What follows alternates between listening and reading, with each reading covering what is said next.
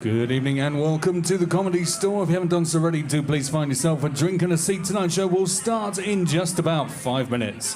Folks, during tonight's show, good evening and welcome to the Comedy Store. If you haven't done so already, do please find yourself a drink and a seat. Tonight's show will start in just about 5 minutes. Folks, during tonight's show, the use of flash photography and any form of recording equipment is not permitted, so please no cameras of any kind while the show is going on. And folks, if you have your mobile phone with you this evening, please take a moment now, check that it's switched off. Please make sure your phones won't make any noise while the show is going on. That's 5 minutes. Thank you.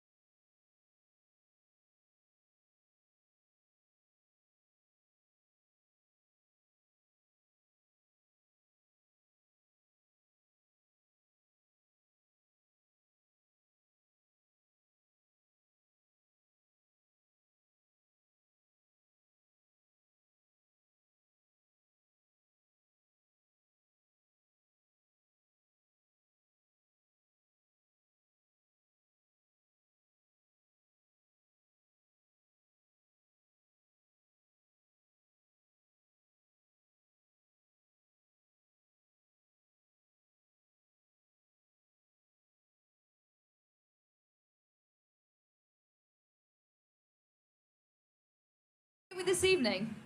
With Eva. Hi. Hello, nice to meet you. So are you an item? Are you two together? No. No? Oh, fucking.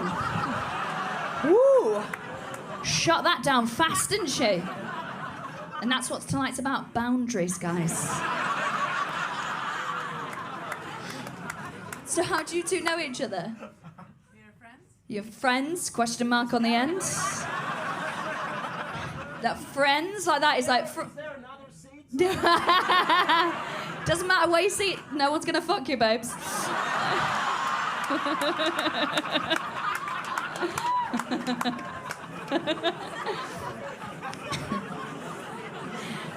So how long have you been friends for? 5 years. 5 years. That's nice. 7 years. 7 years. What is going on? And why didn't you warn me they were going to be like this? Because you must have picked up on a vibe sitting next to them. So you say 7 years, you say 5 years. Were you just watching through a bedroom window for 2? Is that what it was? So where did you meet? When did we? We met at the concert in Riga, and I think it was Robbie Williams. Robbie Williams. Well, it better have been at least 7 years ago. Because he's been wank for at least that long, hasn't he? Robbie Williams concert. That fair play. That is the lamest place to meet someone in the world. I think I would have. If I'd known that I met someone at Robbie Williams concert, I'd be like, the STI clinic. I'd panic and say something else. That's cute though. So you met at Robbie Williams concert and then you've stayed friends since. Oh, there's a tension, isn't it? You can see them. There's something going on, isn't there? Okay. Well, and what do you do for a living, my love? I'm an improv theater actor. Are you? That's why you're so keen to get on your feet. It has been my dream to be here. I've never been here. It really has been. Oh, fuck off, he's a perv. So, are you visiting or do you live here? I'm visiting. You're visiting, so you wanted to come to the Comedy Store because this is where all the brilliant improv happens. Exactly. Do you know what happens yesterday? That's when the improv is. Have you come on the wrong day, babes? I'm always a bit late. Don't do improv then. It's always a bit late. The man who saw Robbie Williams 5 years ago. We clocked onto that, babes. This is so lovely that you're here because the Comedy Store is best club, and well, you're so welcome. I hope you have a lovely night. Give him a massive round of applause. Lovely. If I was nicer, I'd be like, come on up, but just in case it gets weird. It's not, I know it's a fundraiser, but it's not Make-A-Wish Foundation. Do you know what I mean?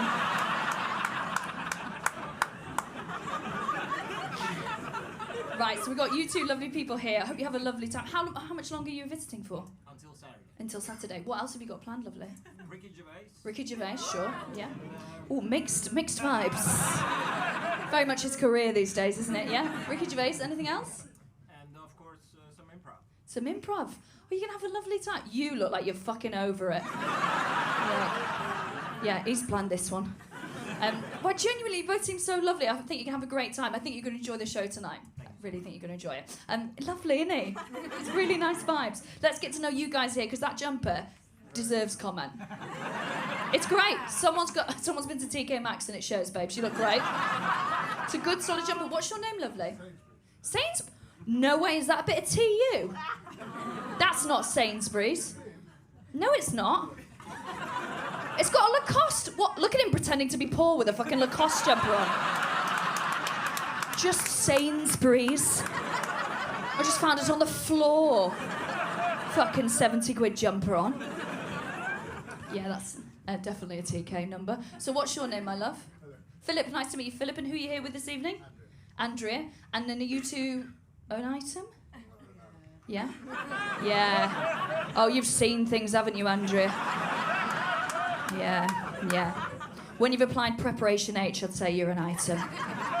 So how long have you two been together? Too long. Too long. She's better looking than you, so she will bin you off. Watch your manners. Go on, how long, Andrea? 40. What, you're rounding it up now, are you? 40 years? 37 maybe. 37. What's your fucking final answer here? 37, 8 months, 2 days. Give him a round of applause for that. That's lovely, isn't it? So, Philip, how did you first meet? In a hospital. This is the kind of story we like. What was up your bum, Philip? We want to know. In a hospital, really? You had hair in those days. Now it's all on your back, isn't it? So what? How did you meet in a hospital? Give us a bit more information. Oh, you worked together in the hospital. This is very wholesome. There's a woman over there who's like, oh, who desperately wants this to be nicer than it is. So you met, and then you sort of like admired each other at work. Is that the vibe? Who asked who out first? Straight in there. She was the best-looking bird. Fucking hell, mate.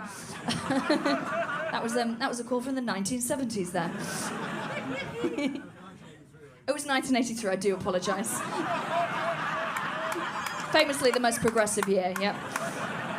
So she was the best-looking bird, and then and you've been together 37 years. So what would you say is the key to 37 and 0.8 or whatever it was? Happy. I'll put that word in there for you. Happy years together. Andrea, you answer first. Ooh, compromise. Oh, fucking hell, guys. This is the ghost of Christmas future, all right? So just enjoy this. And what about you, Philip? What would you say is the key to 37 and years and 8 months together? I mean, who else would have me? Oh. Low self-esteem is the answer. Adorable. You're a fucking weird bunch tonight, aren't you? This is what happens if you do gigs on a Wednesday. Everyone's a bit weird. I like you, though. I think you seem absolutely lovely. Give them a massive round of applause. And then we'll have one more chat, maybe to you guys. I'm going to chat to you there in the great jumper. What's your name, lovely? Rachel. Rachel. Who are you here with this evening? I'm by myself. Love it. That's what I thought you were. Yeah. Look, that was so lovely that you clapped her, but deeply patronising. Because you sat with friends as well, so you're like, oh, I'd kill myself if I was you, babes. Well done. Oh, imagine having no friends like that. Bless her.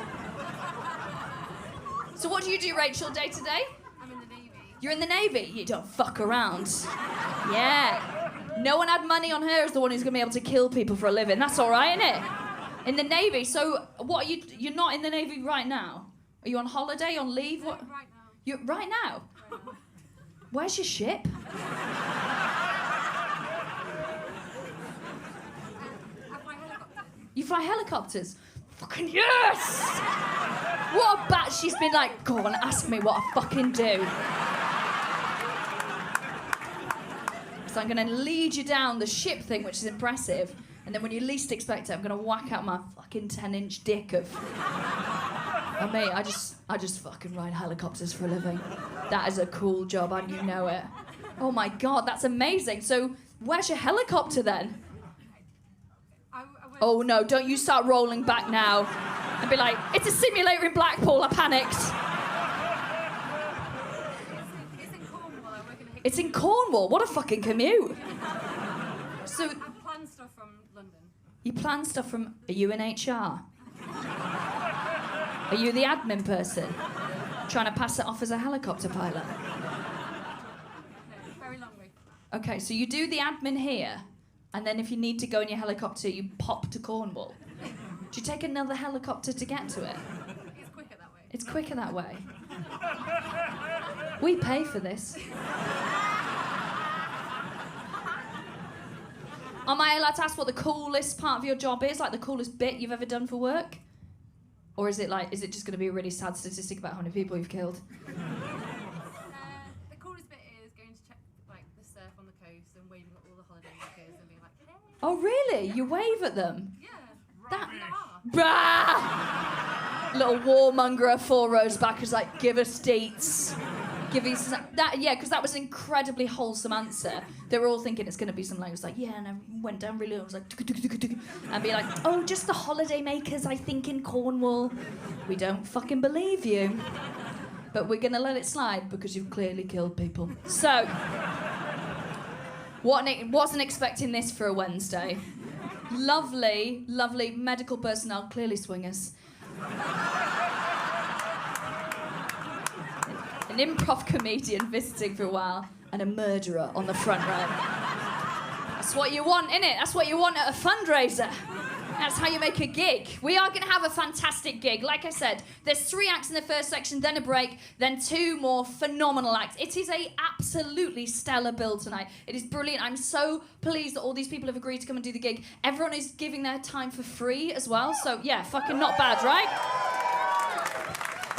So we're just going to have a lovely time. So I know that the bill is absolutely cracking, so I need you to be a gorgeous audience. To be honest, you seem like you're there already, but I'm just going to run through the rules. They're dead easy. The first one is just make sure that your mobile phones are off or on silent. You just don't want it going off during the show. The second thing is no chatting while the act's on stage. I know that's a bit of an obvious one, but everyone's paid the same amount of money, and we want to make sure that we can hear all the brilliant jokes on stage. Third thing, most important thing, is just sort of get on board and decide you're going to have a nice time, right? You seem like you're there already, but there are pockets of, like, over there is deeply silent. Don't know what it is. Yeah, don't fucking let me down, guys, because I'm not too proud to kick the shit out of you, okay? And I don't want you, I want us to all to have a great time, because also this is about raising awareness as well and having a laugh and raising some money at the same time. So you already feel smug about yourself. Let's just have a good time on top of that. So, with that in mind, are you ready for a fantastic night of live comedy?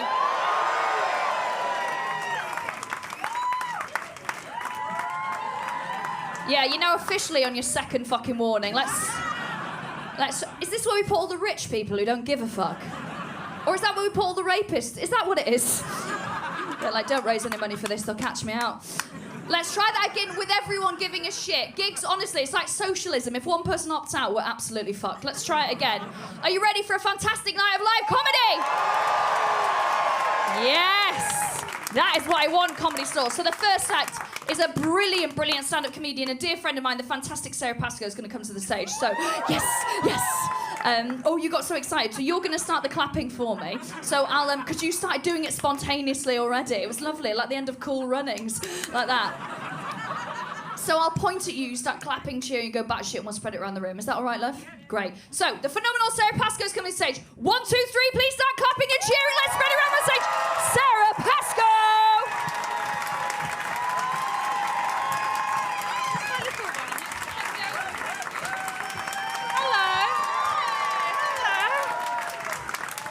Everybody. Hello. Hi. Thank you so much for having me. This is true. My name's Sarah, and I have to admit straight at the beginning that I'm pregnant, so that you don't sit there wondering if it was just lockdown biscuits. Yeah, I'm 7 months pregnant, and up until about a month ago, I could do my normal material about not wanting kids, and then I got too big, and then all my stuff stopped working.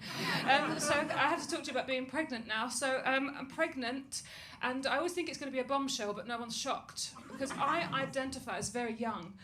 I'm actually not. I'm 40. I'm actually the oldest that anyone's ever been. I'm the eldest of all humanity. And but I always think when I go, I'm pregnant, people will be like, oh my God, what about your GCSEs? But no one's worried about me at all. And I conceived via IVF.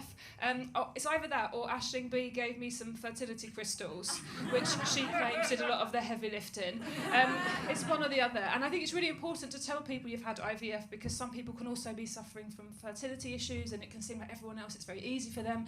And a couple of days ago, it all paid off because after a gig, I got a DM from a woman, which is fine. And she said, I'm thinking about doing IVF with my partner, and we're looking at clinics, and it seems like you had a successful time, so do you mind telling me where you went? And I told her, and then I got an email from the clinic with a voucher for £10 for recommending a friend. I know, so I only need to get 799 more people to use that clinic, and it's paid for itself, isn't it? I know, well done me. There's a lot of lies that I've been told about pregnancy that I want to kind of balance out. I was told that the second trimester would be a horny time. a sexy time, I was told. The beginning you feel very ill and it's very hard, and people try and cheer you up and they go, oh, don't, the second trimester though, oh, very sexy, really, a really horny time, and you're going to have amazing hair, the best hair you've ever seen. It's all going to be so worthwhile in the second trimester. And let me tell you a bit about what's been happening. So, to me, 2 weeks ago, I went for a Chinese meal with my husband, and I ate too much, because you have a lot less room, but you're also really, really hungry. So I ate too much, and then we had to go to A&E because I thought I was in labour. It's the worst pain I've ever felt in my life. It was like an acid, solid pain from my throat all the way down to my legs. And I was sure, oh, this must be the contractions then. This is, and I found out, I was told, I was sent home with something I didn't know adults could get called trapped wind. I was told it's my own fault because I'd eaten too much. And then that night, my husband had to sort of rub my back. I couldn't sleep, I was in too much agony. He had to rub my back as occasionally I farted and said, ow. How amazing is my hair going to get then to win him back? To make him ever want to sleep with me ever again? It's over. We weren't a couple who were comfortable with farting with each other. We've only been together for 4 years. We were still holding everything in. We were trying to impress each other, and it's ruined.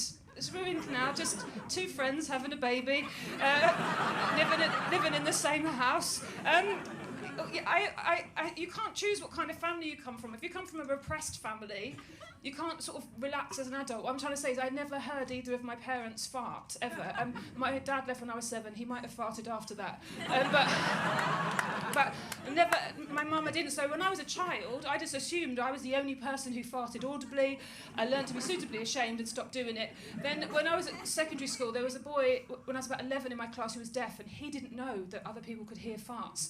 And that's the only way I realised, oh, actually, I think everyone does them. But then, when I got to university, I found out that other families aren't repressed, that farts are this thing of joy and jubilation, and they laugh and they sing and they pin each other down and fart on each other. And I think that is better. I think it's much better to be that kind of family and really free, but you can't change it. Like if you're already, I've always assumed when a man kills his wife and then himself,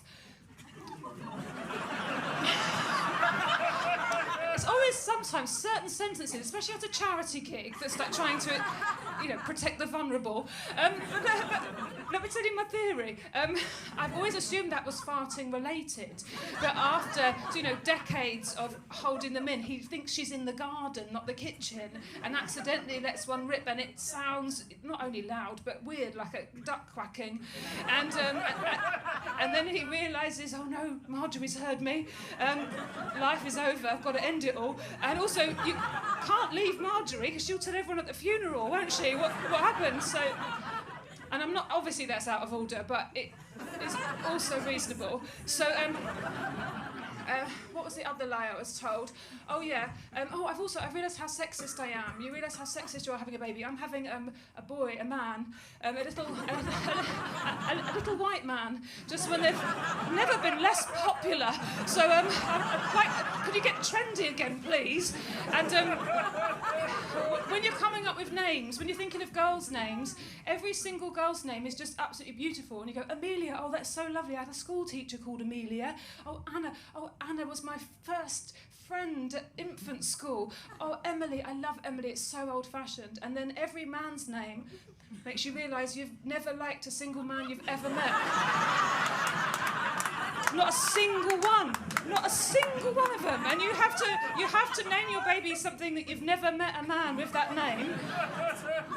And then try not to meet anyone called that until it comes. It's the only way, isn't that awful? So the second lie I was told was that my boobs would grow. Some people find out they're pregnant because their boobs get bigger, and mine have stubbornly stayed exactly the same cup size. Oh, they've got veiny? Sure. Oh, they've got veiny and they've got painful, but they've refused to grow, and I think it's because they're too feminist. No, we're not growing for a little white man. No. Where's it staying exactly the same size? So there are all the lies. Oh, we've also had our first row as a couple about how we're going to bring up our kids. we've been trying to set each other scenarios that will be difficult to sort of, because there's this thing, especially if it's taken you a long time to conceive, that they say the warning is that you might think it's going to be amazing to have a baby and it's going to be terrible. So you have to practice, you have to prepare yourself for it's awful, it's really horrid. So my husband, don't call social services. So this is to make us better parents. So he said, oh, imagine this scenario, like you're driving in the car and the kids are sort of screaming in the back, how are you going to handle it? And I said, easy, chuck 'em a Playboy. And yeah, he was quiet for a second, and then he went, are you doing a joke? You're going to give the kids a Playboy? I said, yeah, that'll keep them occupied. And then he said, I think that's really irresponsible parenting, actually. And I was like, oh, come on, get off it. I had a Playboy, there's nothing wrong with me. Anyway, turns out, after a while, I meant Game Boy. And that's when I thought, I'm ready to be a mother. I am actually ready. I'm ready to embarrass another human being. Oh, there's your packed lunch and there's your Playboy. Did you know that no mum can pronounce the word hummus correctly? They just can't. My mum pronounces it humus. Humus. If you're sitting there thinking, oh, my mum can say it, you're adopted. So they can't say it. It's biologically impossible. They're too embarrassing. What else do I need to tell you? Oh, here's the other thing. Especially if it's, again, if it's taken you ages to conceive, especially if you've done IVF, it can make you think your kid is really special because of the fact that they exist is so miraculous. And I've had a cousin who was conceived via IVF, and you've never seen such a mediocre child be called a prodigy. So the other thing we've been doing is making sure that we're not adding pressure onto him, because I wouldn't want that. I mean, you want them to have a really regular life. I have actually myself invented something which I think is enough for the whole family. I think this is going to improve the world. Now, so you may have noticed this thing that with how would I describe it? With people who try to stop trans people having rights, that they always have really sort of terrible logic. Have you spotted that? So they'll try and exclude trans people from something. So say it's like public toilets. They'll go, oh no. So trans women, they can't use the toilets because the toilets are a safe space. And what if one of the trans women is a bad person? They say that kind of thing. And I'm sure you've noticed this. I'm sure you've used a public toilet. Have you noticed that anyone can go in there? Have you spotted that? That anyone can go in. There's no bouncer checking birth certificates. There's no force field repelling evil. What I'm trying to say is, if a bad person of any variety wants to wait for you in the toilets and get you, they will. Yeah. And I don't want to scare you about the toilets, but if a bad person wants to get you, that's where they'll be. Okay? Just wait it in there. I don't want to scare you about the toilets. If you're ever scared in a public toilet, all you need to do, whatever you're doing, you just catch a little bit of it in your hand. And then when you come out of the cubicle, you just look to the left and the right. Is the coast clear? And then you were going to wash your hands anyway. Yeah, there you go. Nature's weapon. So here's my invention. What I've realised, and I know that that's why you're here at this charity gig, because you want the world to be a better place and safer for everyone, and it means you have to be active, not just not being bad. So here's what you do. All of us could do this. We have to make sure that toilets are not considered safe spaces anymore. We need to start being super creepy in there. And in case that worries you, you can be creepy in a nice way. Okay, so like this. Someone's in the stall next door, just knock, knock, knock. That sounds nice. And then on the other side, knock, knock, knock. Oh, you needed that, didn't you? And then you just shout out a general, asparagus. And then no one wants to go in there ever. So that's solved. But there's something that is I have been thinking about a lot, especially about to have a child, is that so lots of my friends are bringing up their children to be gender neutral. And obviously, you can understand why, because the expectations of gender has been so toxic to individuals and society. The idea of being freed of it is fantastic, but it's also impossible, because it's everywhere. Everything's gendered. I think it's like with carbon. If you go carbon neutral, you don't just go, well, I don't agree with carbon. I just don't believe in it, not in my house. You have to... like carbon exists, you have to offset it, don't you? So I think that must be the same with gender. So yes, tonight I am wearing quite a girly top, but on the way home I might commit a crime. Because I'm gender neutral. So about that. Thank you so much for having me. Enjoy the rest of your night. Have a wonderful time. Bye-bye.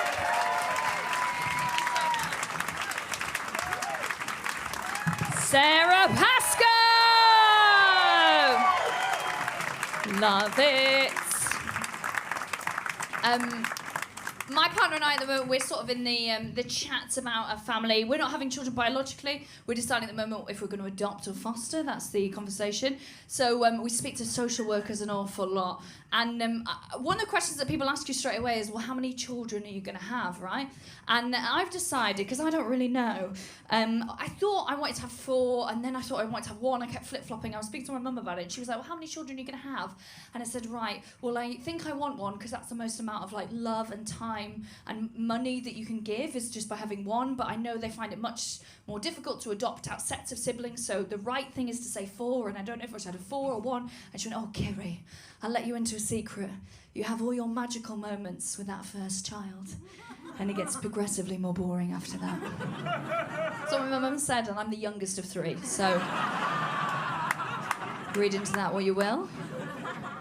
So I don't know how many children has, so I've decided now, I'll see my social worker next week, I'm going to tell her can you please give us as many children as it looks like I've had? Let's really test the relationship there. Because I think my body is sending out mixed signals. I think my tits say twins, but one's fucking massive. I think my paunch, my Prosecco paunch here, I think that says I've had 4 children with all very difficult natural births. And my eyes, which is usually how you tell how old someone is, by their eyes. Well, I thought I had quite a youthful face, but I've been wearing a mask for a year, and your face really like gives you away. I'll give you an example. I thought I had young eyes, and then I was on a train on the way up to Edinburgh, right? Got family in Lockerbie, so I jumped off the train, right, from Manchester. Was there, saw my family, jumped back on again. I was like, I'm not buying a new ticket, right? Fuck these Tories. I'm just going to keep going on this one to Edinburgh. So then the guy comes along, scans my ticket, and he said, where did you get on? And I was like, oh, shit. So I had my little mask on, I was being all innocent. I went, I'm so sorry, I got on at Manchester a few hours ago, but I just felt really unwell. So I got off at Lockett. Do you know, do the voice that you do when you call in sick for work?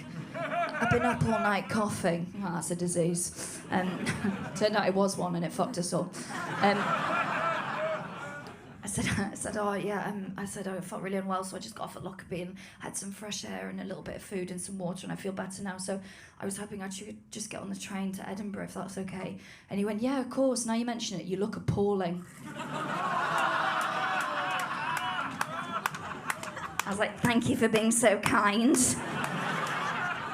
And then looked out of the window and just let my tears soak into my mask. And then I felt someone tap me on my shoulder. I was like, I don't need this shit. Turned around. It was the same train conductor guy. He'd stolen 2 bottles of water from first class. And he said, I just want to give you these because you really look awful. So there we go. We've got another brilliant act. Again, dear friend of mine. She might be too bashful to say this, but she is basically the woman who came up with the idea. That she's absolutely fantastic. She's a brilliant stand-up comedian. Her name is Nina Gilligan, and you're going to absolutely love her. So, are you happy to clap again, my love? Because you did a great job before.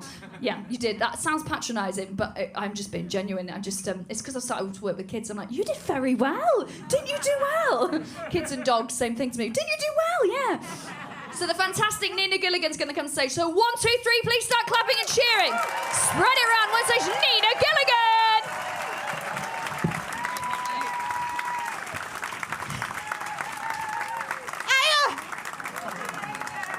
This is amazing. Give me a cheer if you're over 40. Thank fuck for that, you are my people. Give me a cheer if you're a lad under 30. You're also my people. It's about me being sexually harassed, not you. Fuck off. Apparently I can't be sexually harassed because I'm a woman over 40. Apparently if I get sexually harassed, it's just a fucking compliment.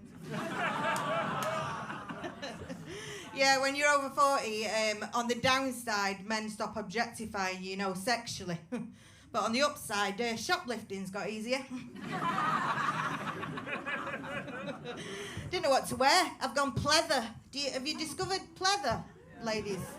What a wonderful material this is. Let me tell you. If you've not discovered it, it's leather for poor people. It's 100% plastic that looks like leather.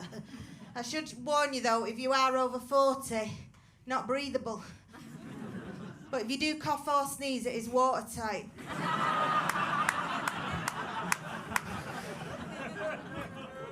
Front row is safe. It's good to hear the sound of a live audience. I'm a sort of circuit comic, so it wasn't great for us during the pandemic. It's very, very difficult. I thought I was going to have to do another job. I thought I was going to become a nurse, you know, just so I could get a round of applause on a Thursday. Thanks. I didn't. Too selfish. My mum's a nurse. What job did you do in the NHS? A doctor? Fuck me. Surprised I can see you. Kidding! Some of it's just jokes. No, my mum's a nurse. She's mental though. They're not all good. Oh, she is. She's mental. Has anyone got a mental mum? You are my people. Yeah, I call my mum a milfo. My mother would like to fuck off. Can have that. Can have it. She used to work with one of our most famous serial killers, Dr. Harold Shipman. Do you heard of him? Yeah. When she worked with him, I asked her what he was like, and she said he was a marvellous man. With a fantastic bedside manner. And I said, are you sure, Mum? He's one of the world's most notorious serial killers. And she said, well, you've got no idea how stressful it is to work for the NHS. Batshits. She's small. She's angry. I find that the smaller they are, the angrier they are. She left when I was quite young. She just fucked off out the cat flap.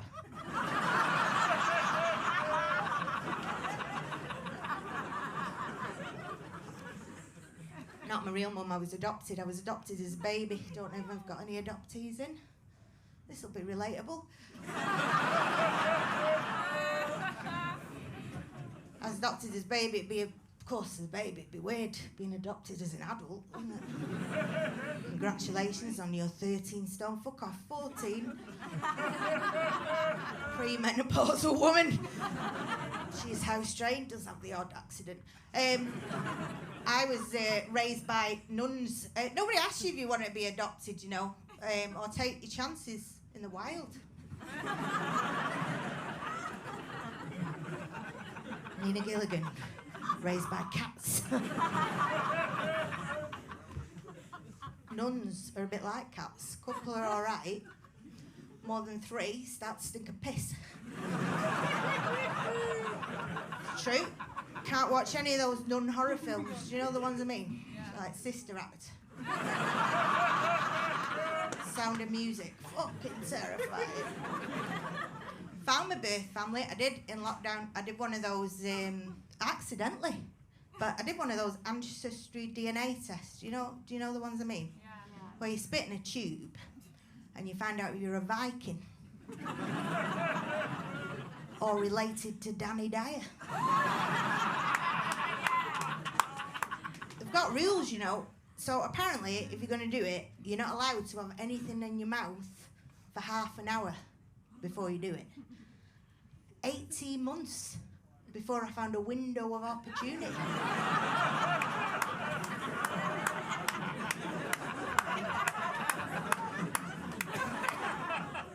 It's very interesting. They send you a pie chart. Wouldn't it be great if it was a pie? An ethnicity pie. No, mine came back 48% English, 50% Irish, and 2% the Iberian Peninsula. Oh, that's interesting, isn't it? 2% the Iberian Peninsula. Thought that tells us something about humanity and racism. Because you know, in that rather beautiful double helix, we're all joined in a single genetic origin. Either that or every woman in the Northwest has fucked a Spanish waiter.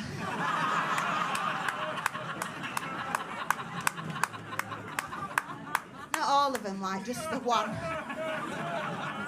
Fuck off, that was a joke. It's gone really hot in here. I can't tell now because I'm 50. I can't tell whether the heat's coming from the inside or the outside. I went to my GP because that's where comedians go to get jokes. She said you're in what they call that perimenopause. Have you heard of it? If you've not heard of it, it's just like Nando's but hotter. She said you're struggling with the same hormonal imbalance as a 13-year-old girl. I thought, oh yeah? That does explain a lot of my behaviour. That does explain when I can't be arsed tidying my bedroom. And why I suddenly want to fuck the whole of One Direction. Only in One Direction. Thinking about other things as well, of my sexuality, that came back on the radar. You think you've got that nailed, don't you, really, when you're about 16? But recently, you know, I've been thinking, well, ladies, is it ever too late? You know, to change the preference settings on your browser. It's up for consideration, isn't it? My friend said you could be a late choice lesbian. I thought, no, don't like the sound of that, do you? Late choice, late choice. Just sounds like I'm going to be in trouble with all the other lesbians, that, doesn't it? What time do you call this? You are late. The rest of us, we've been out for ages. We've been fighting for marriage equality. You can't just turn up now just because you're a little bit bored of cock. Fair point, innit? It's a fair point. You must know this. You know, when people come to the GP, they come with an agenda, don't they? Many a time. They know what they want when they come. I wanted HRT. I don't know if you tried to get that. Heroin would be fucking easier. I goes to her. It was a woman. I said, I want some HRT. She said, well, you can't have it. Well, what do you mean I can't have it? I'm going to tell Davina McCall on you. She went, well, what are your symptoms? I said, well, I'm sweating. She said, well, it could be a virus. I said, it's not a virus. I said, I'm doing laps around the bedroom. I'm sweating like Prince Andrew at Sweet 16. She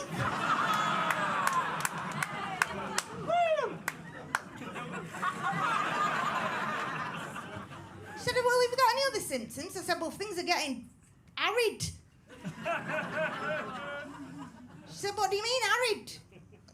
I said, well, put it this way. If I uncross my legs now, I might start a bushfire.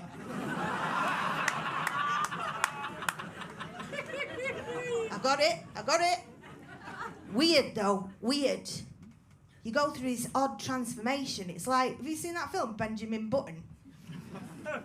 Start your life backwards.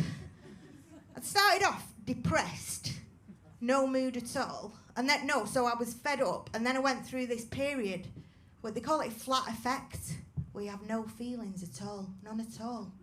I was like, fuck, am I a man now?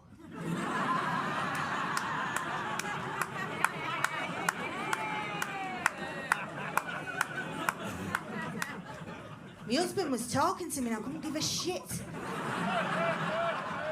I think I'll go and put the bins out.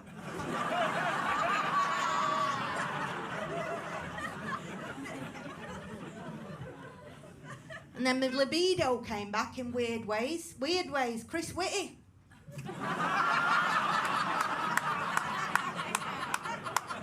Didn't see him coming.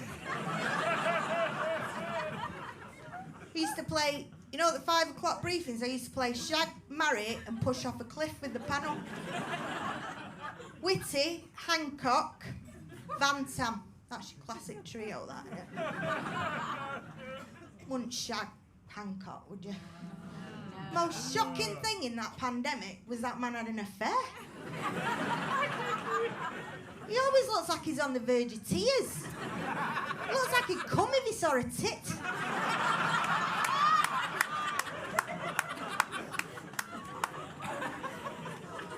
You wouldn't shag Van Tam either, would you? He'd narrate it, wouldn't he, with like a tortured metaphor?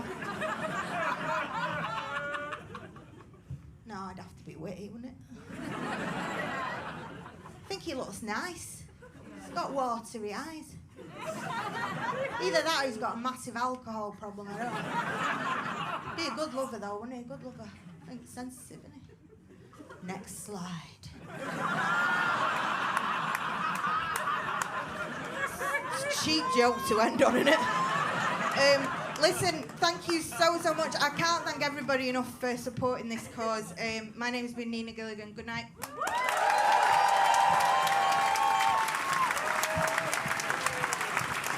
Nina Gilligan, everybody!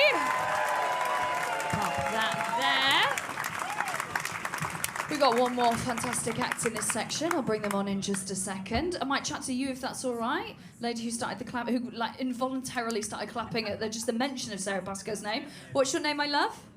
Rebecca, nice to meet you. Are you here with this chap next to you? Hello, and what's your name? David, nice to meet you. How do you two know each other? Together, okay. Everyone's been very vague. Is it on a Wednesday? Like, we'll bring out the mistress on a Wednesday. And then the wife will come out on the weekends. So how long have you two been together? 7 years. 7 years, interesting, okay. So sort of Robbie Williams peak era. Nice. And how did you two meet? Internet, fucking love it. Yeah, I love it because most people meet on the internet now. Same amount of people meet on the internet as meet in their workplace. It's absolutely normal. But it's where on the internet I always want to find out. Because I think the apps and stuff, like the websites, I'm just fascinated by them. Because you've got like Guardian Soulmates like at the top and like it's shopping in a certain wage bracket, isn't it? And eHarmony as well because it prices out the dickheads. And then you've got sort of Match.com in the middle and then Plenty of Fish at the bottom. You know, where people like just look at it, spit on the end of it, do something with it. It's been so long. Which one did you guys meet on? Okay Cupid. I think that's big fan in. What a weird thing to whoop. Okay Cupid. Give us a wave. Who whooped at Okay Cupid? Are you with anyone, love? Yeah. Oh, did you meet on OK Cupid? Oh, that's so lovely. And because it's a gay couple, right? Everyone likes them way more. We're rooting for you. There's enough for you.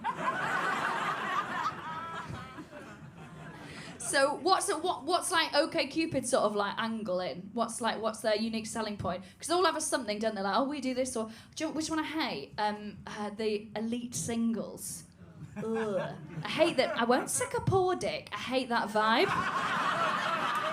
Because they're missing out. They're the best dicks. I've done a survey. My freshers year. So yeah, what's OK Cupid's vibe?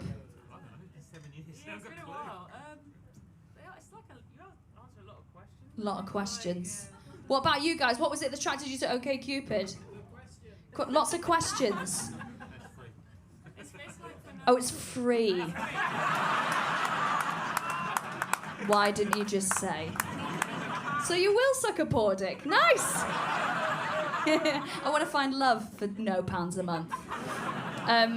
Great. Well, lovely couples. Sorry you got upstaged by the gay couple that we love way more. I'm so sorry. Look at us all being achingly progressive. Actually, yeah, well done. I watch Queer Eye. We got one more fantastic act in this section. Are you ready for your next act?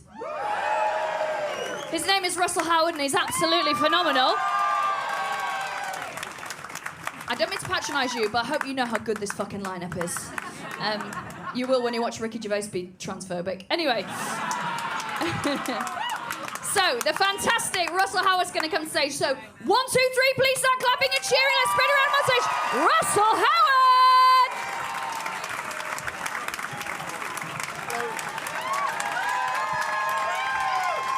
Hello.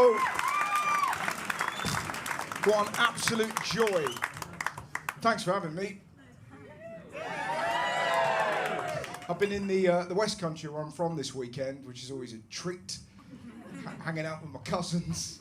You know that moment when you discover your cousins are anti-vaxxers, man? Fucking hell, just that. Are you not sure about the jab, Russ? Why is that then? It's Bill Gates. Is it? He wants to read my brain. Does he? Well, he's got a big afternoon ahead of him, hasn't he? Just poor old Bill on his private island. I wonder what a bloke in Bristol's thinking about. Fucking, how does Peppa Pig get them wellies on? We're not dealing with Mensa. He said out loud, the jab might be bad for us. You took ketamine at my wedding. What the fuck are you talking about? My auntie's against it. It's full of chemicals. So's your face. She's got... Listen, I love her, but she's had a lot of Botox. She's so tight every time she winks, her leg goes like that. Why would you believe something you read on Facebook? I read, you know when you read something on Facebook, it just blows your mind. There's an article I seen the other day that genuinely said, can hackers secretly control our hot tubs? Right? No one's worried about that, are they? How decadent would your life have to be if that was giving you... I can't sleep, Roger. It's the fucking jacuzzi, Roger. Just... It's the Russians, babes. Do you know what I mean? Like there's some operative in Moscow. Shall we destabilize their economy? Meddle with their elections? No. Let's make the outside bath less bubbly than they desire. That will bring Britain to its knees. And this article went on. Apparently, hackers can control your fridge, your telly, and my favourite, your sex toy. It's unlikely, isn't it? And even if they could, you know? What's the worst that's going to happen? You're going to blow your biscuits, that's it. At the very least, that is a great excuse, isn't it? I can't stop it, Brian. It's Vladimir Putin. Right? Right? 5 times he's had me doing it today. KGB bastard. He had me by the washing machine, Brian. That's the worst that's going to happen. It's not like there's going to be remote control sex toys leaping out of cupboards like Fantasia.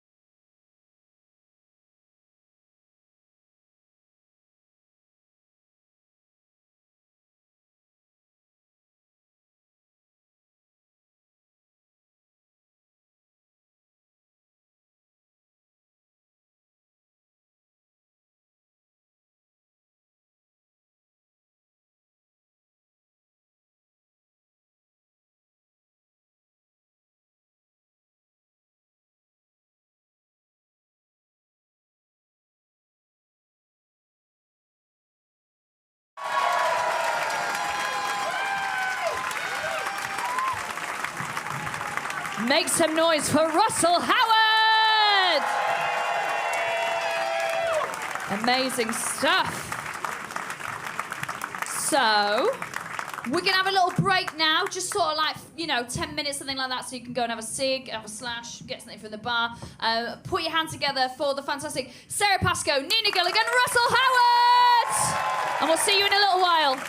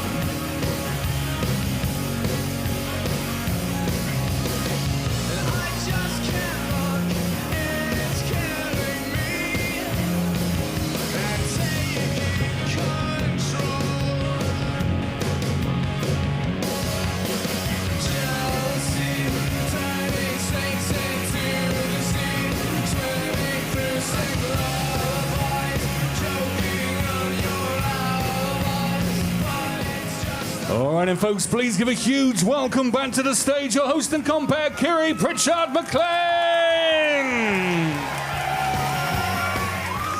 Hello, hello, hello.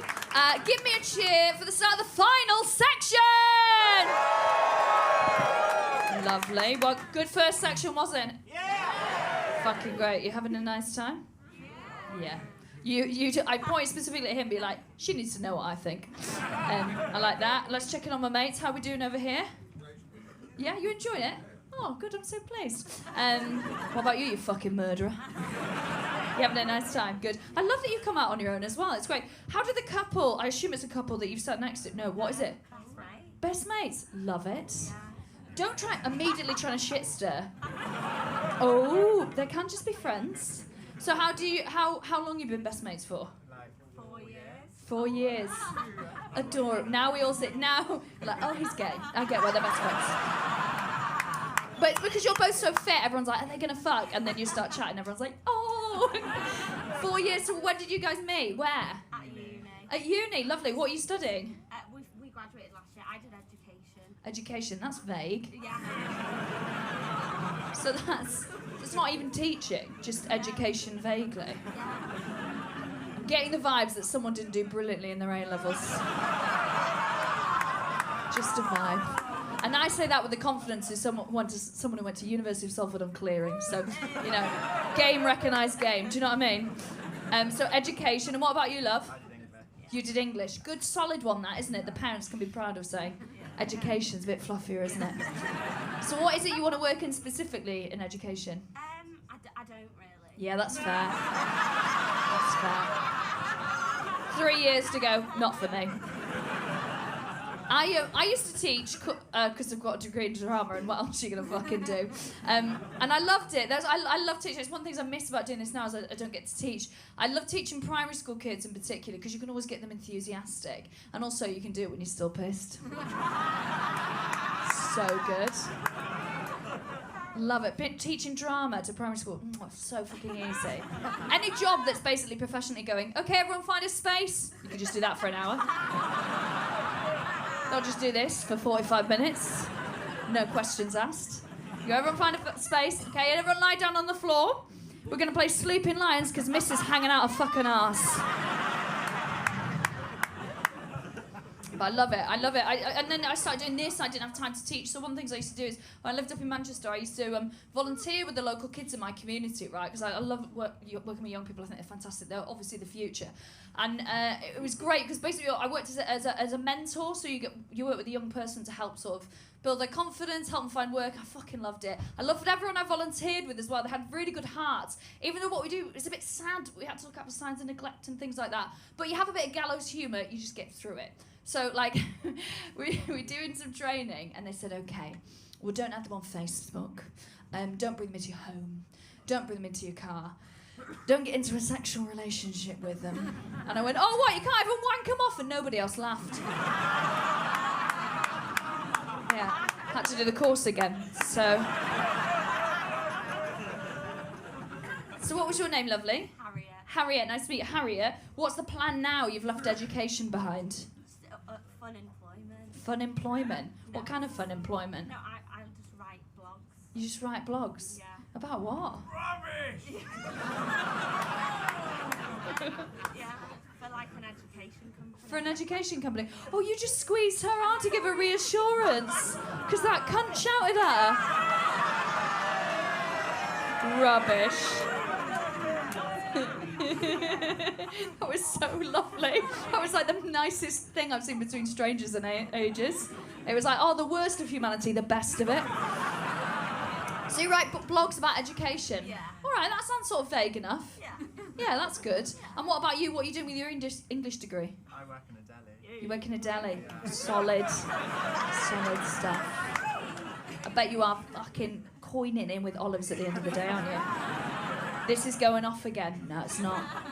But I'm having a party on the weekend, so we'll spit in a jar of olives to take them home. Do you enjoy working in the deli? Yeah, it's okay. It's okay. Yeah. If you could do anything in the world, what would it be? I'd love to just be on TV. You're fair. Yeah, sounds good. Me too. I wouldn't be doing this gig. What would you like to do on TV? If you just want to be on TV, just kill a load of people.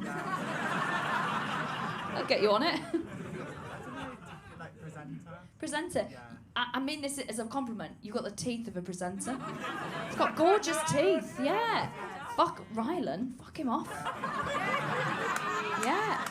He's got... yours are better. Yours are in proportion to your head. I could see you as a presenter. Have you ever done the auditions for it or anything? No. Well, there is a place to start with this. Are you just hoping it happens? Like you're explaining something slowly to someone in the deli, and they're like, "He could be a presenter." Patronising someone in the afternoon, they're like, "We need a new host for Homes Under the Hammer." Look at how he talks to these people like they're scum. Well, good luck with a dream that'll clearly never come to fruition. No, I don't mean that he's clearly got like charisma. He's very good looking, but lad's got no drive. He's not even auditioned for anything. But I believe that one day you could be. We'll have footage of this as well, and it'll be streamed. You know, like when they play back in the actor's studio, and like Bradley Cooper was asking a question. It'll be like that. I'll be cancelled or dead. And they'll be like, yeah, we'll be on the Graham Norton. Oh my God, that would be beautiful. On the Graham Norton show. Can you come? I feel like you drink the dressing room dry. But you can come, because you're very supportive. We're going to drop you like a bad habit, though. Is that all right? What a night out we'd all have. It'd be fucking great, wouldn't it? Because I know I'm very persuasive. We'd be in the helicopter by the end of the night. I'd be like, I'm getting us an Uber to Cornwall, back off. So we've got 2 more phenomenal acts in this section. Are you ready to get going with it? So the fantastic Sakisa Bostwick Barnes is going to come to the stage first. Now, are you okay to pop your glass down? Yeah. What's in that? Is it? It looked like wee. I was like, was there a cue? It looked like you'd just taken your chance with it. So the fantastic Sakisa Bostwick Barnes is going to come to the stage. So, 1, 2, 3, please start clapping and cheering. Let's spread it around on stage. Sakisa Bostwick Barnes!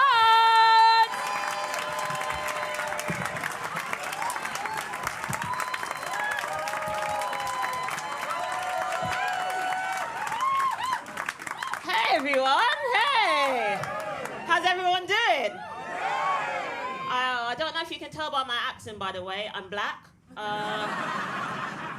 We were very popular during the first lockdown, wasn't we? Yeah. Let that sink in. Who's drinking?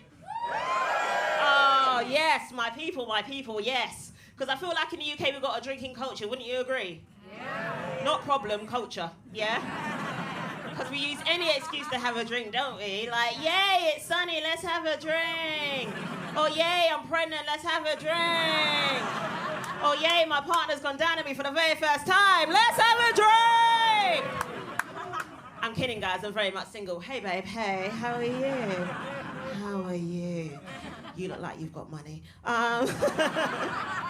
He's looking around like, no, I don't, fuck. Because I'm a party animal, it's one of the things I actually love to do, and obviously during this whole COVID situation, we couldn't party because everything was on Zoom, wasn't it? Yeah? Did anyone here have a birthday party on Zoom? Yeah, how was it? Shit, yeah, they were all shit. They were all shit.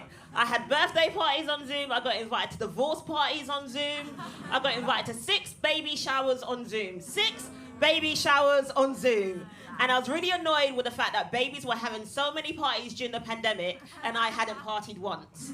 And it's true when I say that babies get so many parties because they get the baby shower, gender reveal party, first scene party, christening party, who's the daddy party.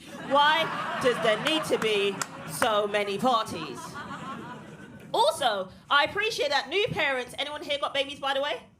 Oh shit, in the front row, where is your baby? Is it waiting for you in the car? Where is your baby, okay? Is that home? Who's daddy? Oh, fine, fair enough, okay. How old is your baby? 2. Okay, toddlerish. Okay, fair enough.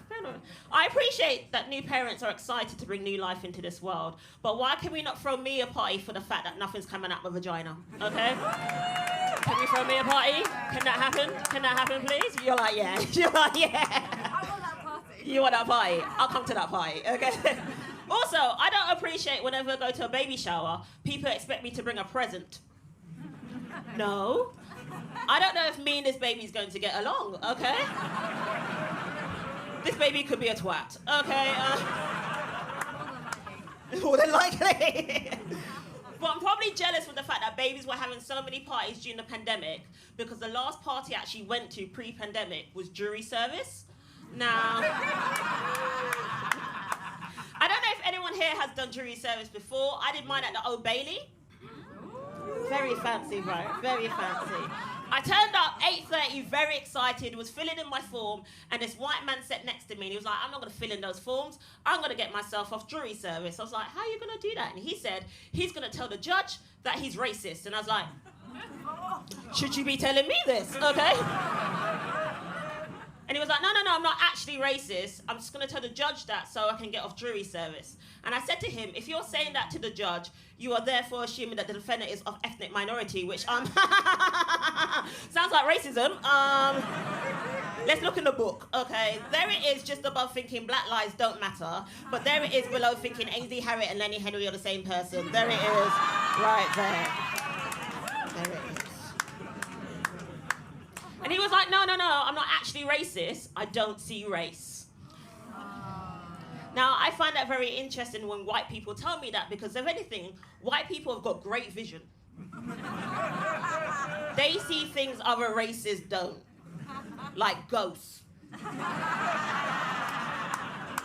the Loch Ness Monster, the inside of Number 10, you know.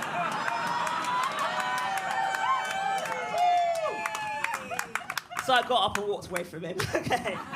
But the most interesting part about jury service was the deliberation. That's when they locked me and 11 other people in a room, having to figure out whether the defendant was guilty or not of their charges. And I generally thought the defendant was guilty of all 14 charges against him, but because we started deliberation on a Friday, I realised that I have to agree with everyone else in the jury that he was guilty. That meant I have to go to work on Monday. So I was just like, can we just revisit all of this again? Can we look at this again? I don't want to go to work, please, on Monday. They don't pay for my lunch, okay? And we were going back and forth with these charges, and I was getting quite frustrated, so I really wanted to go outside for a cigarette. And if you don't know, you have to ask the usher for permission to leave the room, but no one else on the jury smoked. So I said to the usher, is it okay if I go outside for a cigarette? And he said, that's perfectly fine, you can go outside for a cigarette. But if you do, everyone else has got to come with you.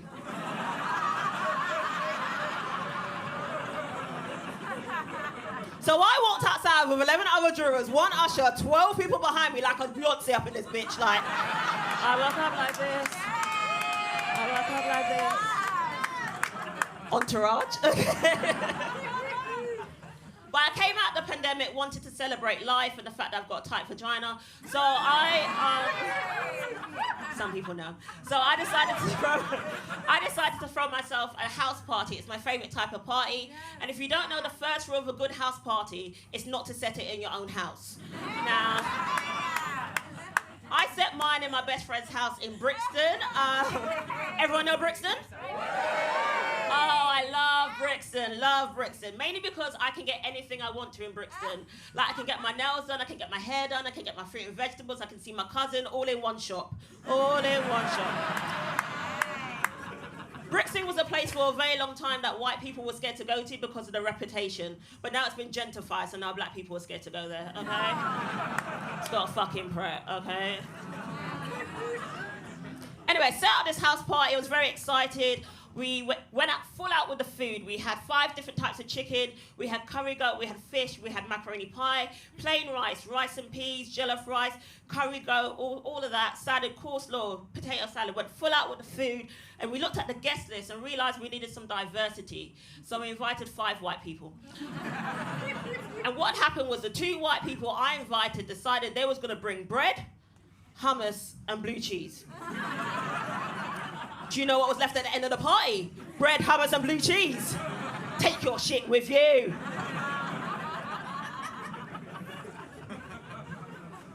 And it got to like 12, like midnight, and I was quite like getting a bit hot because everyone was dancing, I was getting a bit sway. So I decided to get myself an ice cream. And as I closed the freezer door and started eating my ice cream, my best friend's cousin Jerome was standing there, and he was like, are you enjoying that ice cream? I'm like, yes, I'm enjoying this ice cream. He's like, are you sure you're enjoying this ice cream? I'm like, Yes, I'm sure I'm enjoying this ice cream. He was like, I just want to ask that question because I wanted to let you know that my cream would taste better.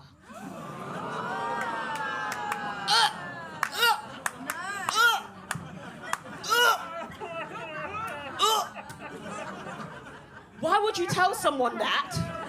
Also, how do you know? How do you know? And I'm not going to go on a rant about men. I am a feminist. That doesn't mean I hate men. People think that all the time. Some of my best friends are men that I hate. But it's just...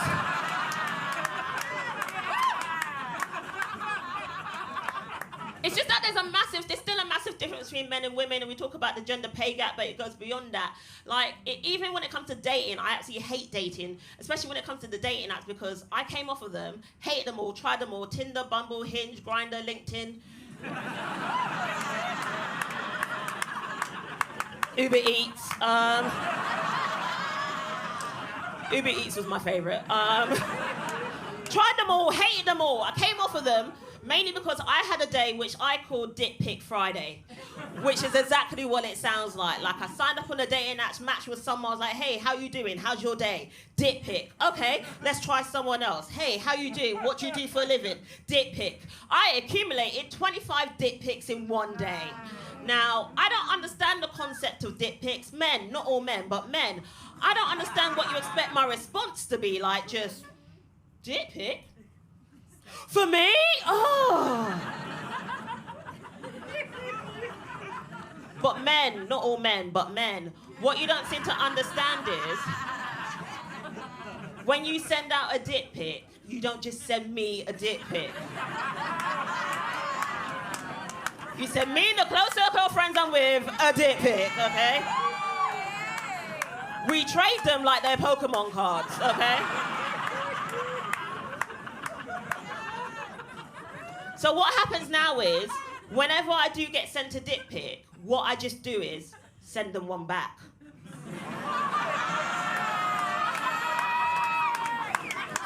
Can you tell if this is your dick? I don't know. Some people are like, yeah, I did that yesterday. Fine, fair enough. Because it's really hard to be dating in this day and age. Like, my mum's really desperate for me to have kids because I'm the only child, not the favourite child, but the only child. And she's really, like, desperate for me to give her grandchildren. Like, even the other day, she said to me, oh, you know, your cousin and her husband are trying for a baby. And I just said to her, that just means they're having sex over and over again. And if you want me to be doing that, I've been doing that since I was 18 years old, okay? But it's so hard. I came out of the pandemic, want to be better, like, dating and stuff like that. But I've realised there's some things when it comes to sex that I do like and some things that I don't like. Like, one thing I don't really like is when men talk to me in the bedroom. Don't do that. You got one job. Come and go. That's your one job, okay? The other thing I don't really like, I don't know if you've heard of it, foreplay. No, I like. I do like foreplay. It's just the fact that I'm quite meaty, not fat, meaty. So men like to put their dicks in places it shouldn't really go. And the most common place is this one.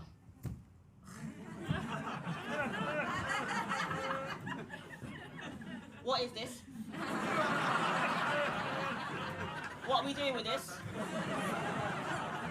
I can't really do anything with this apart from, like, hug it like it's a baby I don't really want. And then it's just there, and it's just bobbing up and down. And I can't do much with this apart from, like I'm bobbing for dick. No!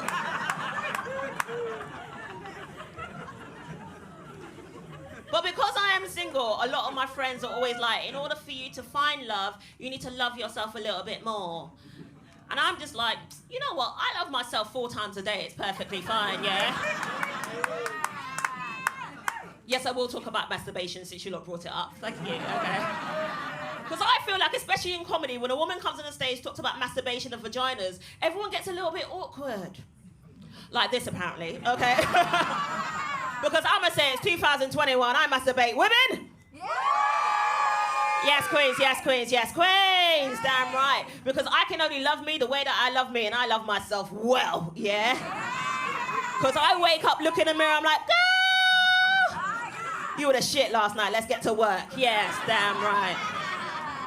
That's why I'm always so happy, okay? But even in this day and age, like, I talk about a lot of things on stage, and like, I talk about sex quite a lot on stage, and people are like, oh, you shouldn't talk about that, you're a woman. I'm like, fuck that shit. If I was a man on this stage saying the same jokes, I would have my own TV show by now. Someone needs to give me a TV show, thank you very much. But I do get stereotyped quite a lot, just being a black woman in this day and age, and it's really annoying for me. Like, a lot of people actually don't believe that my day job is an immigration lawyer, and that is true. So if anyone wants a British passport, come find me. I've got 4 in my drawer. They're £100 each, okay? Because I'm a hustler, okay? Because I'm a hustler. If anyone wants a European one, they're £500, okay? Let's make some money, okay? Because me and my family are immigrants. Me and my family are originally from Barbados, and people love to talk to me about immigration being a problem in this country. And I've been generally thinking about immigration generally throughout the pandemic, because I think I can do a better job than this government's doing at this moment in time. Because I genuinely feel like if an immigrant wants to come to this country, they should be entitled to come to this country. But if an immigrant wants to stay, I think they should then challenge a British person for their citizenship. Let's make some trades, okay? Corner it a border exchange program. But actually, it hurts my soul so much that me being stereotyped is still a thing. And I absolutely hate it to the bane of my soul. Like, even the other day, I was having this conversation with this man, and he was like, where are you from? And I was like, London. He was like, no. Where is your home? Because your name is Sakisa. And I was like, oh, okay. So you want to know about my cultural background? So I tell you. So I was born to a mother from Barbados, and I'm the only child, and yes, I was named after an African queen, because why the fuck not? Yeah. Just because I talk like this doesn't mean I'm a recipe for jerk chicken, okay? Just because everyone you know sounds like you, has a name like you pronounce it, doesn't work like that anymore. Yes, I'm a woman that has 3 jobs, my own car, my own mortgage, and I still got money in the bank because I'm a boss, bitch. Yes, I still live on a council estate, because the council estate doesn't provide drug dealers and prostitutes now. They provide lawyers, doctors, and engineers. And before you do ask, yes, I do know who my dad is. Yes. And he was like, oh gosh, no, I just wanted to know where your home is because I'm your taxi driver. And I was like, fine. That is a speech wasted, okay? Thank you so much. This has been such a privilege to be here. It's watched such an amazing lineup. If you really liked me, you can follow me on Instagram or Twitter. It is Twix Comedy, Twix like the chocolate. Don't ask, it's not because of this, okay? But let me get this out the way right now. I'm not called Twix because I like 2 fingers, okay? I prefer a Kit Kat. And I don't like to take breaks with consent. Enjoy the rest of your night.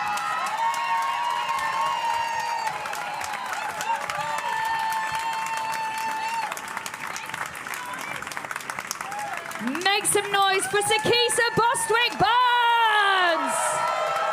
So good. So good.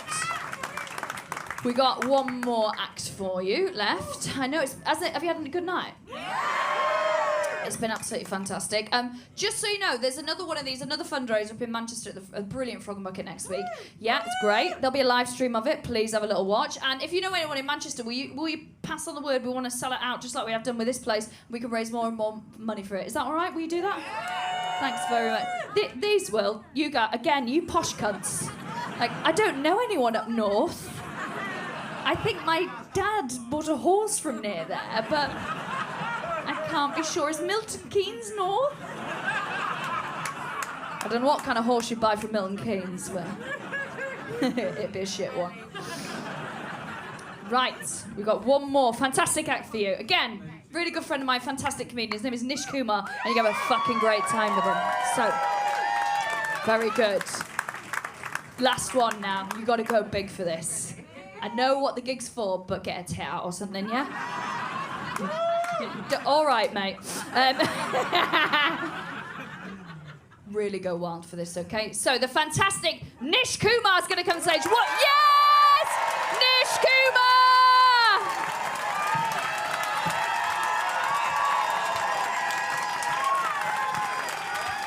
Yeah!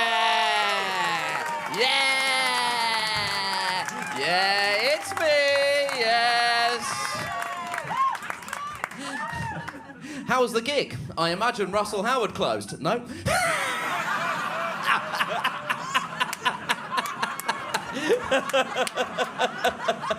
No, he had to go home. So then a sort of fat Mo Salah tribute act came out.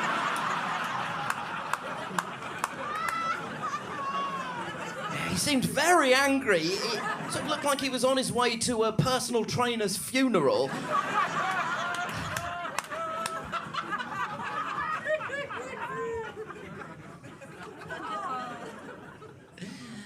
Anyway, listen, the last week of March 2020, the year of our Lord 2020, my friend received a text message. He then received a text message on the last week of every month of the entire year of our Lord 2020. Now, this text message came from, no judgments, his drug dealer. And the text message said, we will now be doing socially distanced deliveries. We will drop the product outside your house. Our deliverers will be wearing masks, and you will be expected to collect them also in masks. They maintained that through the pandemic, and every text message that he received ended, we want to keep ourselves and our customers safe. Now, what that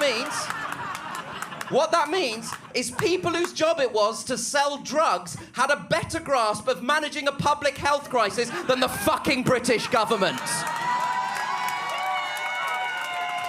Drug dealers had a better handle on how to manage a pandemic. There's no cops in here. Be honest, by way of a cheer, how many of you got exactly the same text message? Yeah, I fucking do. Yeah, that's it, arrest them. Yeah, these two women down there, yeah. Did you really get those messages from your dealers? It is amazing. They kept sending them through the pandemic. Now, just to be clear, right? Just to be 100% clear, when I say my friend's drug dealer, I don't mean my drug dealer. I don't mean that. I genuinely mean I'm not trying to cover for anything. I just don't really take drugs. I consume marijuana once a year in various, whatever denomination is available to me at the time. I took MDMA once in 2012 at the Latitude Festival with my friend Liz, and half an hour after taking it, I started screaming in Liz's face, Liz, it's not working! I've broken drugs!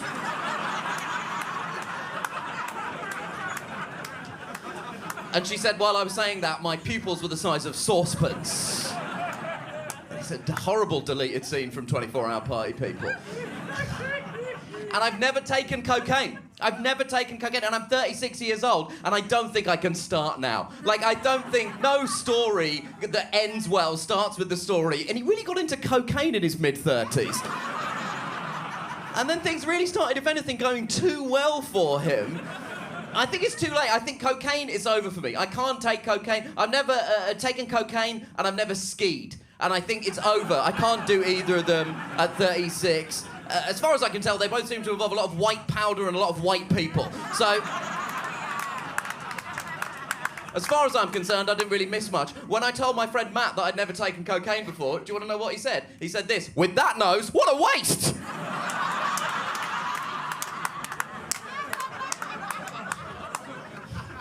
If there is such a thing as a comedian receiving a hurtful laugh, it is that laugh. It is that... It is huge!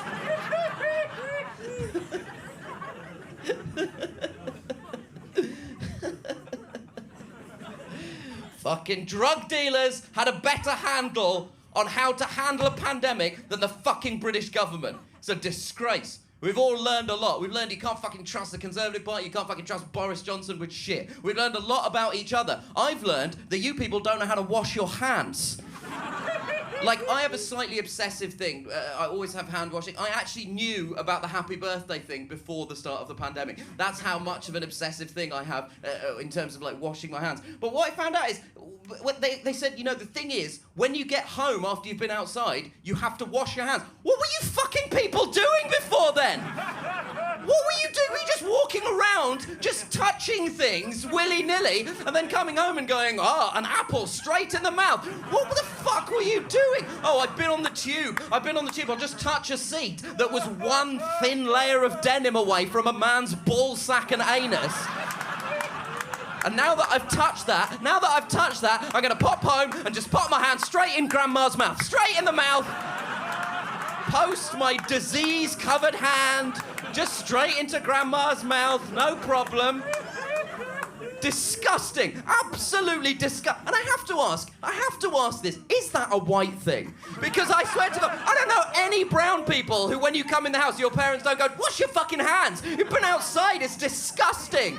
You people don't wash your hands, you don't wash your asses. What are you washing with your day? It genuinely amazes me that you managed to colonise us. Turning up with, of course you managed to colonise us, your hands were covered in fucking smallpox from your unwashed arses. Disgusting. Fucking disgusting. Like spraying the whole race of you down. Difficult time. We've all learned a lot about ourselves, we've all learned a lot about each other, and now we have to try and figure out a way to go forward. How do we possibly go forward with this?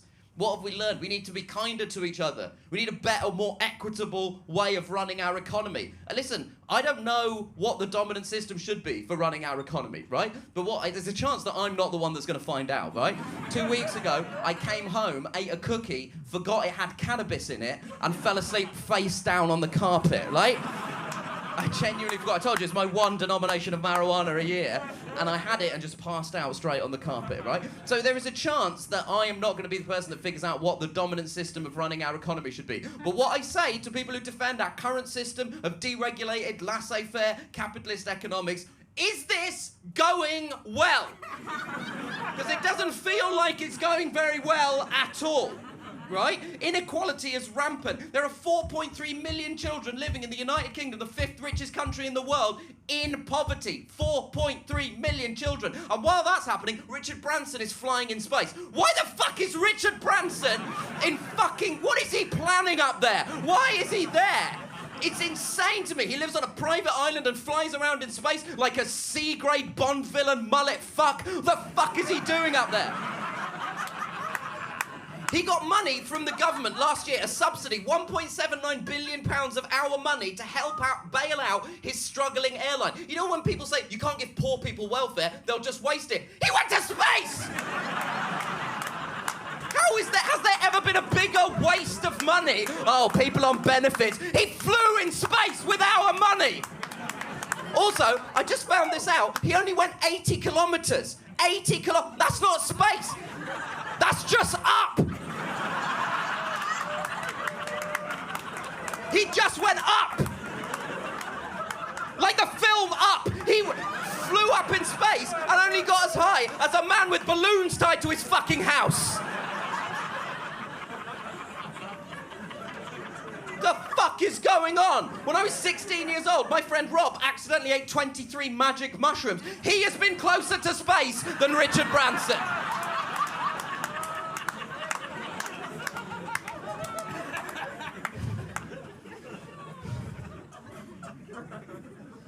We're facing a climate apocalypse driven by our rampant need to consume that underpins the idea of this laissez-faire, deregulated system of capitalism that runs our economies. We're facing climate apocalypse, and there are people that still don't care. I don't know how to get... I do know, actually, that's true. I know how because there's old white people that don't give a fuck about climate change. We're like, what about your grandchildren? They hate them. They hate their grandchildren. How do we make old white people care about climate change? Simple. We call it climate immigration. We call it climate immigration. We say disgusting foreign weather is coming. It's not even travelling in boats, it's travelling in invisible air particles floating around. Some of it's Sharia weather. Oh. Sharia weather is coming.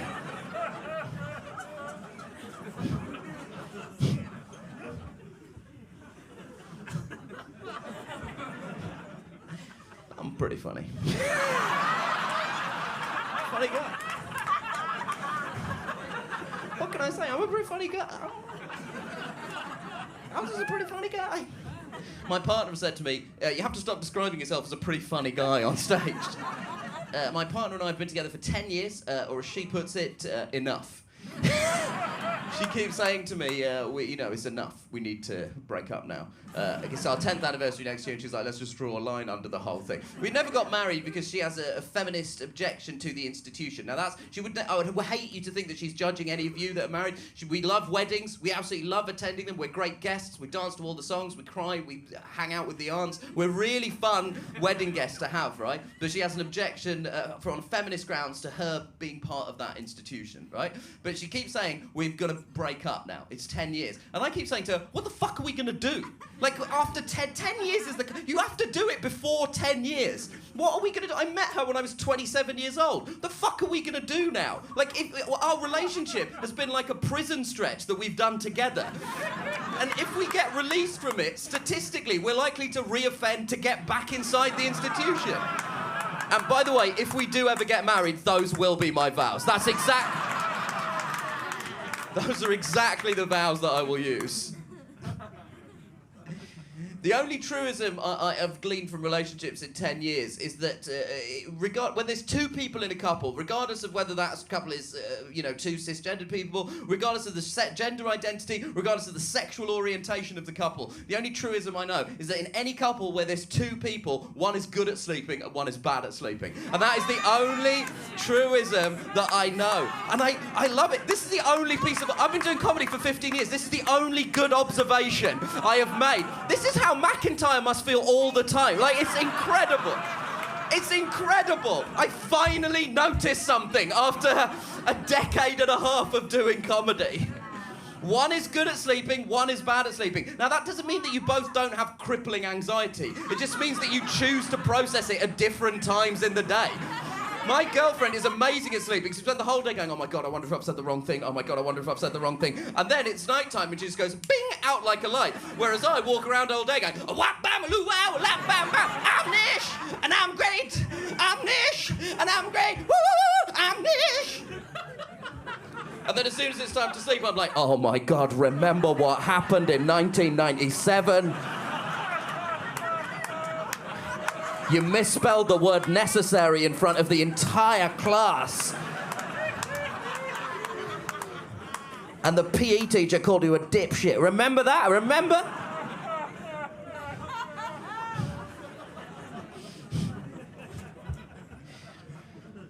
It's haunting stuff, man. I really like the fact that for some reason you found me saying, it's haunting stuff, man. And that was your breaking point. You're like, fucking hell, I'm out. This is hilarious. I'm just going to check how long I've done. I forgot my watch, basically. I've done 30 minutes. Okay, let's go out on an absolute banger. Let's close big. I think I admire... The people I admire, like, I want to end on something more positive, right? So I'll talk about people that I admire. I admire the England football team. And I never thought I would say that, right? I've always been a fan of the England football team since I was a kid, but now I admire the England football team. They did fucking well in that tournament. And also, they took a really important and powerful stand. They made something very complex seem very comprehensible. They took the knee, they explained why they were taking the knee, and they forced a conversation about race and racism in this country. It wasn't without criticism. They were heavily criticised by notable figures such as the Home Secretary and every Asian kid's least favourite aunt, Priti Patel. Oh. We've all got an Aunt Priti, and every year she gives us a maths textbook. So glad that our immigration system is in the hands of a woman whose whole vibe screams, if I could, I would deport Paddington. Kick that fucking bear back to deepest, darkest Peru. The first chance I fucking got.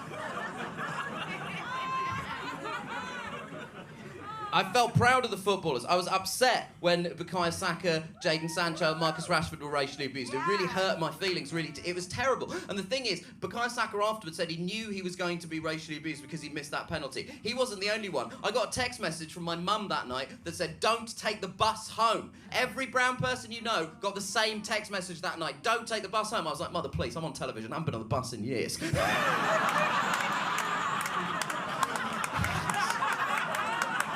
Far too wealthy to concern myself with this.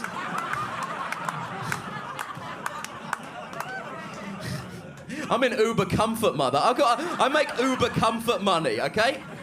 Russell makes Addison Lee money, and that's the difference. That's the difference.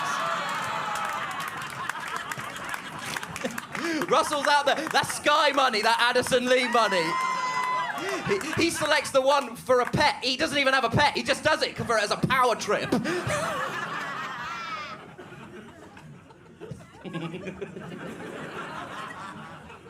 I felt protective over them. But Kayasaka is 19 years old. I'm 36. He could be my son. He's not. He's not because he's 19 and I'm 36. And without giving away too much of my sexual history, at 17, I was not open for business yet. At 17, I was very much a sole trader. Very much a sole trader. And a good couple of years away from being fully open for business. How many years? I'm not really comfortable saying. All I will say is if I do have children, they're not of voting age. That's all I'll say. I definitely don't have children. If I wanted to find out, I kept my sperm under... I can account for every single one of my sperm. I know exactly where they've gone.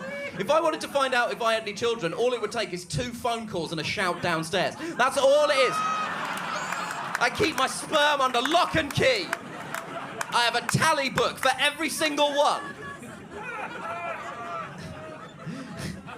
Hand, hand, hand, hand. Lady. Hand, hand, hand, hand, hand, hand, hand. Lady.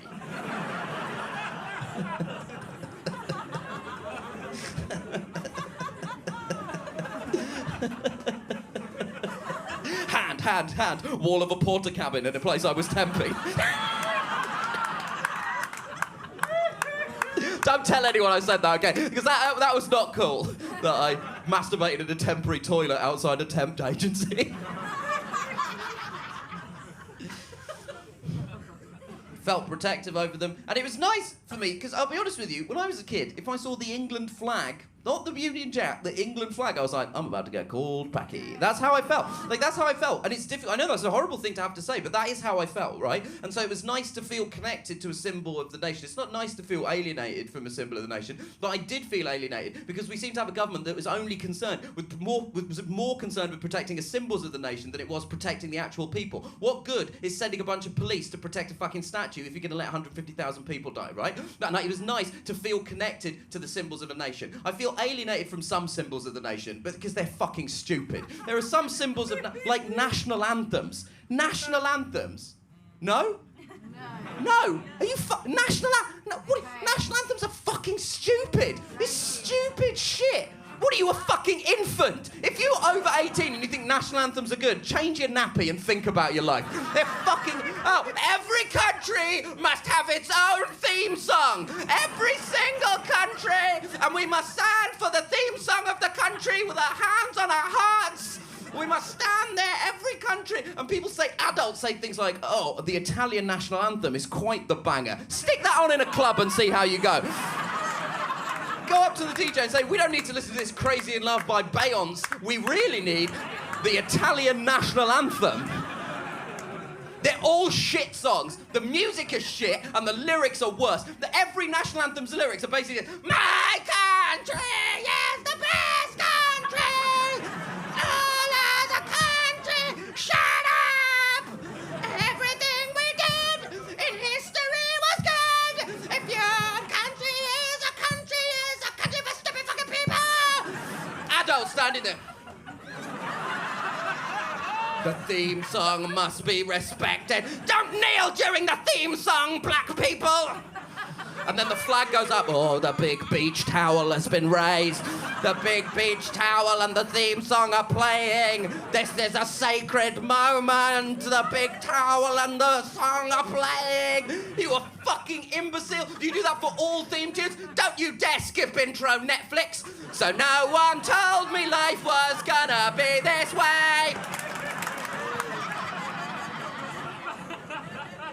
And our national anthem, worst one of the lot, doesn't even mention the goddamn nation. Our old lady is the best old lady. All other old ladies shut up and jump in a well. She's got a hat, very many jewels in the hat. If your country's old lady had a song, it would be called Shut Up Old Lady. She's got a TV show. It's called The Crown. Everybody in it is cool like Scully from X-Files. Oh,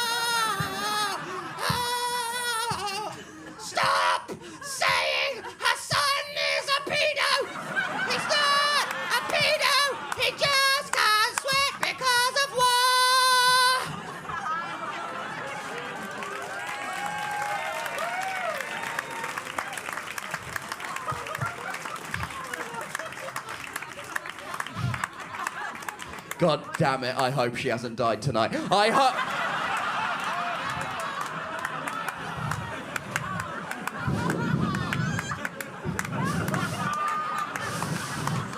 am playing with fire with this every night.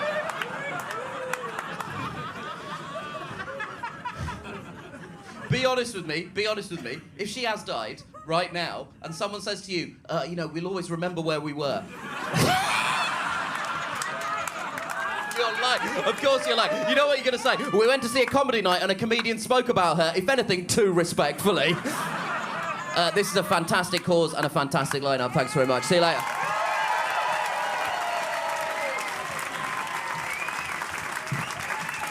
Please make some noise for Nish Kumar!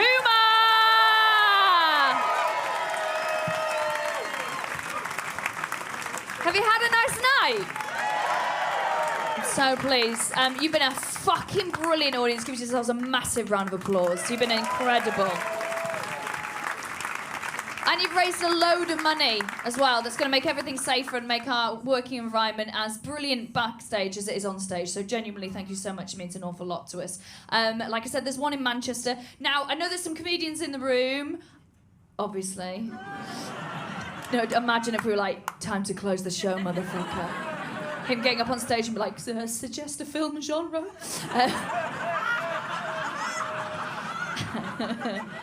But there are comedians in the room.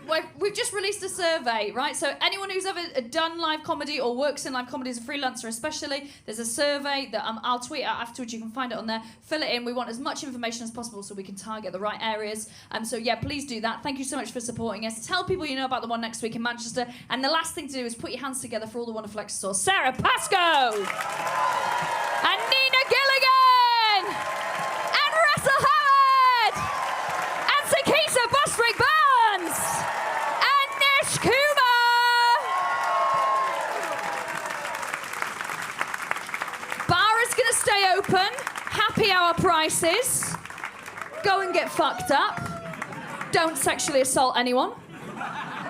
Give us a great angle on the Guardian article that's coming out about it, though, so do think of the clicks. No, have a brilliant night. You've been absolutely fantastic. I've been Kieran Pritchard McLean. Thank you very much. Good night!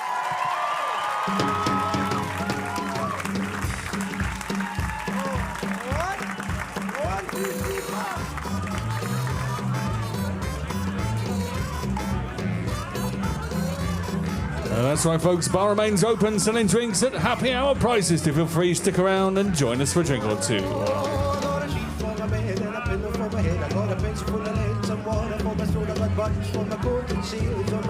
So much more than I needed before. I got money in the meter and a turbo. I eat the road, now it's getting on the road. Slowly getting sweeter. I got legs on my chairs and a head full of hair.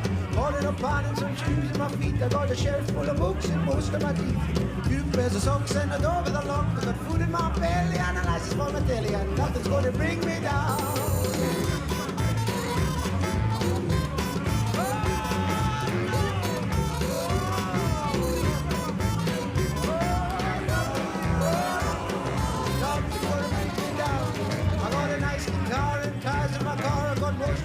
And scripts for the scenes. I'm out and about, so I'm in with a shout. I got a favourite chat, but better than that.